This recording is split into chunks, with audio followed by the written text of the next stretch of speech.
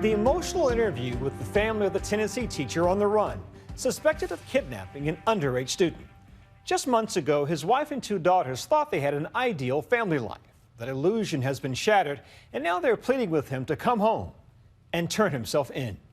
I go from feeling really so hurt I can't even function. It's very selfish of him to have done this to us.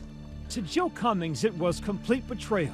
Her husband, 50-year-old Tad Cummins, is accused of kidnapping his student, 15-year-old Elizabeth Thomas, and having an inappropriate relationship with her. I'm mad part of the time, and then sometimes I have this peace that comes from God.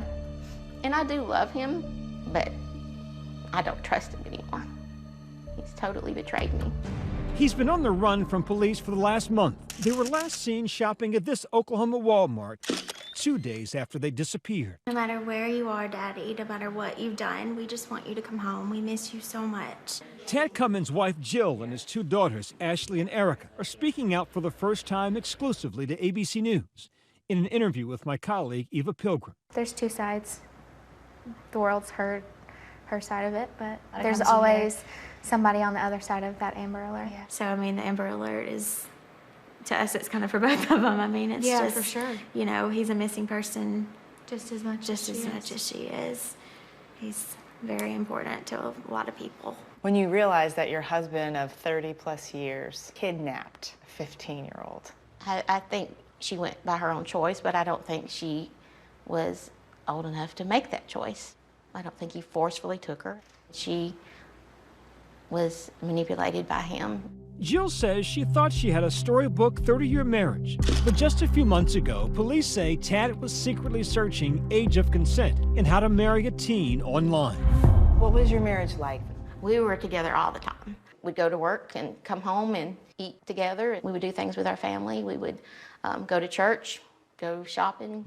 That is until one day last month when Jill came home to find a note left by her husband. Tad, this is not you.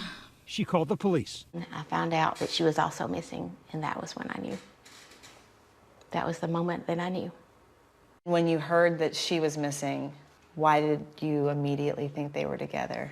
Because it made sense then, for the first time.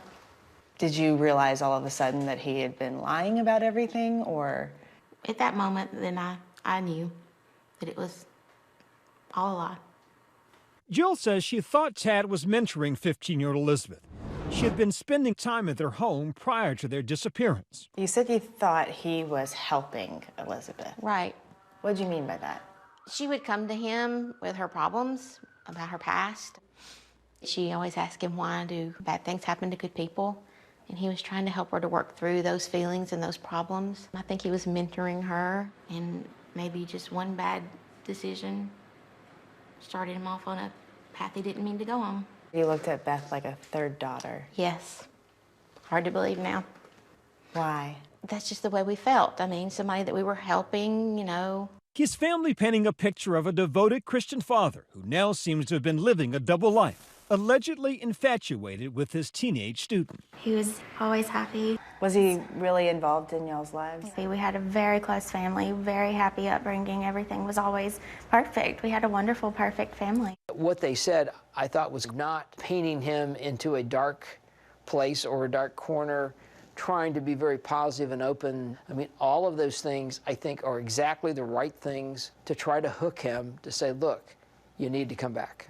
The first signs of trouble happened months earlier. School officials began investigating the health science teacher after another student claimed to see them kissing in his classroom. Cummins had denied any wrongdoing, but was later suspended. I didn't see this coming at all. You send your kids to school, you trust they're going to be all right there. He is a predator, and she does not have any will of her own as we understand it. She is under his spell, and she's being controlled by him. Ashley and Erica last saw their father the weekend before he went on the run, allegedly taking 15-year-old Elizabeth with him. He was at my house Saturday night before they left. They came over to see our newborn, and we just hung out on the couch and talked, and just a normal night together. I work midnight, so he had watched my son with my mom the day before. His former student, Elizabeth Thomas, was seen being dropped off early the morning of March 13th at a restaurant in Columbia, Tennessee. But before she left, Her sister says Elizabeth woke her up with a warning. She said, you know, if I'm not back by 6, you need to come find me and call the cops. A short time later, this security footage showing Cummins filling up his SUV at a nearby gas station. Police say just days earlier, he took out a $4,500 cash loan. Sources also telling ABC News that Cummins researched camping in SUVs and even watched a TV show about living off the grid. Hours after that gas station surveillance footage from Monday, Elizabeth Thomas is declared missing. The last clue, a cell phone ping from Decatur, Alabama, over 80 miles away. Days after the disappearance, the pair turn up on this surveillance video at a Walmart in Oklahoma City. The problem with that video is that law enforcement didn't even know about that video to maybe 2 weeks after it was captured. So 2 weeks cold on a camera shot like that, it really puts you behind, because then where do you go from there? You're in the middle of Oklahoma City, Oklahoma, right in the middle of an interstate system that goes virtually all 4 directions. But the video does reveal small changes to their appearance. Elizabeth's hair, dark and red.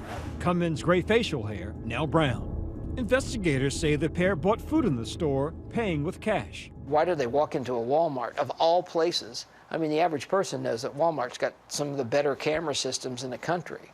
While authorities say they don't know where Cummins was planning to go, they do say he packed warm weather clothes, shorts and t-shirts for the trip. And after a month on the run, he likely will need a refill on his blood pressure medication. More than likely that if he goes into a pharmacy or a drugstore, it's going into that location that might get him caught. The former teacher, now on Tennessee's top 10 most wanted list. What would you say to her family? Oh, I'm so sorry to her family. I know they've got to be hurting and scared. And I wish that I could fix it. The Cummins family is still hoping he will return. I hope that he realizes that we're still here and that it makes him realize that if he comes home that he's not coming home to nothing, and that maybe it'll make him decide to turn himself in. You just want him to know you guys are still here? Yes, for sure.